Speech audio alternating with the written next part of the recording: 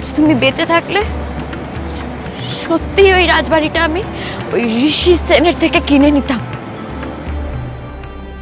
কি বলছো নাকি? পৃথিবীতে কি একই রকম নামের দুজন মানুষ থাকতে পারে না? অনেকে থাকে, হয়তো ওদের দুজনের নামের মিল আছে। আরে এই যে ছেলেটি, ওর সঙ্গে আমাদের টুবাইয়ের নামের মিল আছে না একটা? তা বলে কি একই মানুষ? আমি জানি তুমি ঠিক বলছো, মন কিছুতেই সায় দিচ্ছে না, জানো। হতেও তো পারে, বলো। ব্রিজেশ দা এটা এত বড় লোক, সে সুদর্শিনী বা পিহুর জন্য একটা রাজবাড়ি কিনে রেখেছিল। ভাগ্য কোথায় এনে দাঁড় করিয়েছে বলো। পিহু জানি না যে তার অত প্রিয় পছন্দের কোহিনূর রাজবাড়িটা ওর বাবার। শোনো, জীবনটা না সিনেমা নয়।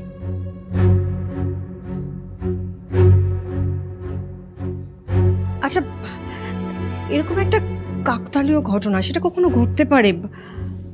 ব্রিজেশ দাদা কোন পন্ডিচেরিতে থাকতেন, এখানে পাহাড়ে এসে একটা রাজবাড়ি কেন কিনতে যাবেন? যুক্তি কোথায়? যুক্তি ব্যাস, এই সমস্ত কথা আর ভাববার কোনো দরকার নেই। ভাবার মতো অনেক কথা রয়েছে আমাদের কাছে। সামনের দিনগুলো কি করে চলবে সেটা ভাবতে হবে। পিহুর গাইডের চাকরিটা ছাড়া তো আর কিছু রইল না। এত বড় সংসার চলবে কি করে সেটা ভাবতে হবে। এই, আমরা পিহুর সামনে কেউ মুখ গোমরা করে থাকবো না। এমনিতেই ওর ওই লাইট অ্যান্ড সাউন্ড, তারপর আমাদের দোকান সব বন্ধ হয়ে গেছে, ওর মনের উপর দিয়ে অনেকটা চাপ গেছে। তারপর বাড়ি ফিরে এসে যদি দেখে যে আমরা সবাই মন খারাপ করে বসে আছি, তাহলে খুব কষ্ট পাবে মেয়েটা। ছোটবেলা থেকে এমনিতেই বড্ড বেশি কষ্ট পেয়েছে মেয়েটা। পিহু কি তোমার একার মেয়ে মৌসুমী?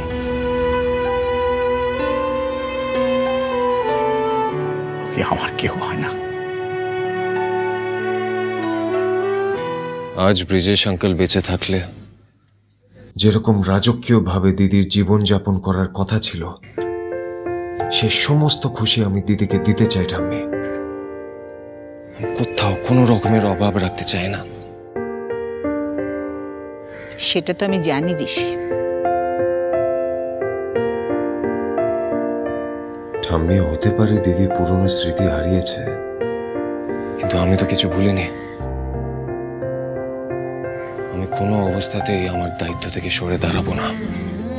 সেই ভরসা তোর উপর আমার আছে ঋষি। তবে রুষার সঙ্গে তোর কোনো রকম রক্তের সম্পর্ক না থাকা সত্ত্বেও রুষার প্রতি তোর যেই টান, সেটা তো শুধুমাত্র দায়িত্ববোধ থেকে আসে না। রুষাকে তুই প্রাণ দিয়ে ভালোবাসিস, আর সেইটাই তো আসল ঋষি।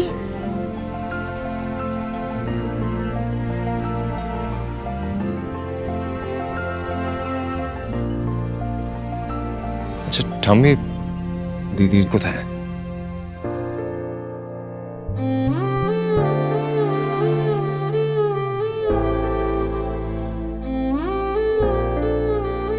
সৌমেন, এবার তুমি খুশি তো? সত্যি কি সুন্দর না জায়গাটা? পাহাড়, নদী, কত সুন্দর সুন্দর পাখি দেখা যাচ্ছে। আর এই পাইন ট্রিগুলো দেখেছো? সত্যি দেখলে না চোখ জুড়িয়ে যায়। সেটা ঠিক, খুবই সুন্দর, কিন্তু এইভাবে নয় সৌমেন। আসলে এই বৃষ্টিবাড়ির প্রত্যেকটা জায়গা আমি নিজের পায়ে দাঁড়িয়ে দু চোখ ভরে দেখতে চাই। এইভাবে গাড়িতে ঘোরার থেকে তো ঘরে বসে তোমার সাথে গল্প করা বেটার ছিল। আমি বুঝতে পারছি রুষা, তোমার নর্মাল মানুষদের মতো লাইফ লিড করতে ইচ্ছে করছে। আমরা আবার এখানে আসবো, কেমন? আর দেখো, আমি তো ঋষিকে না জানিয়ে এসেছি। আমরা যদি দেরি করে ফিরি, ঋষি আবার রাগারাগি করতে পারে। প্লিজ। মানুষ যখন কষ্ট পায়, তার পুরনো ক্ষতগুলো আবার তাজা হয়ে ওঠে। আমারও হয়তো আজ তাই হচ্ছে। তুমি তো আমার মা, আমার বাবা, আমার দিদি, আমার সব কাছের মানুষগুলোকে অনেক আগেই আমার কাছ থেকে কেড়ে নিয়েছো ভগবান। তাহলে কেন নতুন করে এই আঘাতটা আবার আমায় দিলে? একটা মানুষ নিজের কাছের মানুষকে উপহার দিতে গিয়ে আমাদের নিঃস্ব করে দিল, আর তুমি সেটা হতে দিলে ভগবান। কে জানে কোন ভাগ্যবান হবে কোহিনূর রাজবাড়ির মালিক।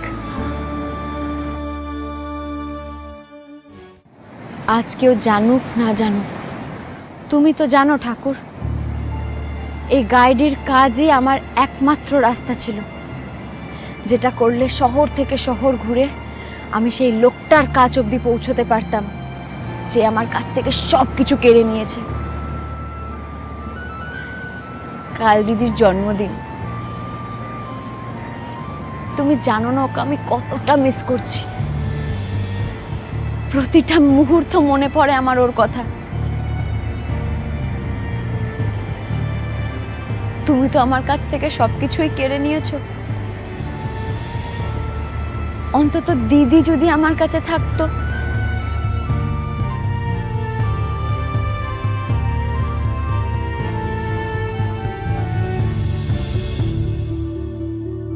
দাদা এই জায়গাটা দাঁড়ান দাঁড়ান দাঁড়ান দাঁড়ান।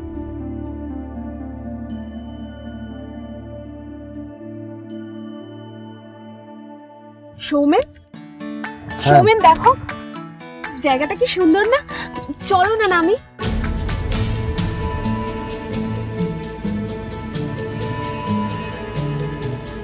পিহু মিত্র এখানে? সৌমেন চলো এসো। পিহু আর উষা যদি মুখোমুখি হয় তাহলে আমার গাড়ি হবে কি করে? দাদু ভাই, দাদু ভাই, তোর এই অস্থির মনটাকে শান্ত করার জন্য আমি চাই তোর জীবনে একটা ভালোবাসা আসুক, অফুরন্ত ভালোবাসা, যা তোর অতীতের সমস্ত ক্ষতকে মুছে দেবে ধীরে ধীরে। পারবে না ঠাম্মি, পারবে না। যে ভালোবাসার উপর তোমার এতটাই বিশ্বাস আছে, আমি জানি সেই ভালোবাসার কোনো জোরই নেই। ভালোবাসার জোর সম্পর্কে তোর কোনো ধারণাই নেই ঋষি। যেদিন তোর জীবনে সত্যি সত্যি ভালোবাসা আসবে, সেদিন দেখবি কাউকে কিচ্ছু বলতে হবে না, নিজেই সব বুঝতে পারবি। আর তুই কি করে বলছিস ভালোবাসার জোর নেই? ভেবে দেখ, সেই কত বছর আগে ওই একরত্তি মেয়েটাকে হারিয়েছিলি, ভুলতে পেরেছিস তাকে? এটা ভালোবাসা ছাড়া আর কিচ্ছু নয়।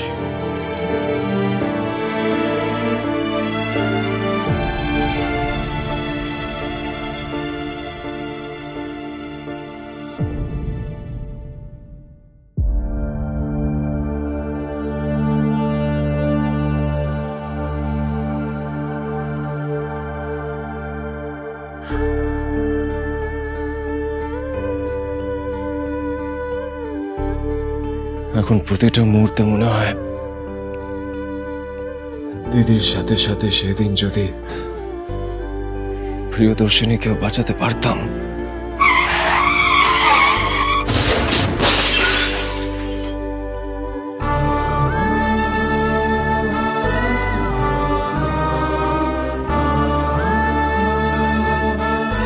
কে জানে নিজের দিদিকে ছেড়ে, আমাকে ছেড়ে তারাদের দেশে কেমন আছে সে। তারাদের দেশ থেকে তুমি কি আমাকে দেখতে পাচ্ছ টুবাইদা? আমি আজও তোমাকে খুব মিস করি।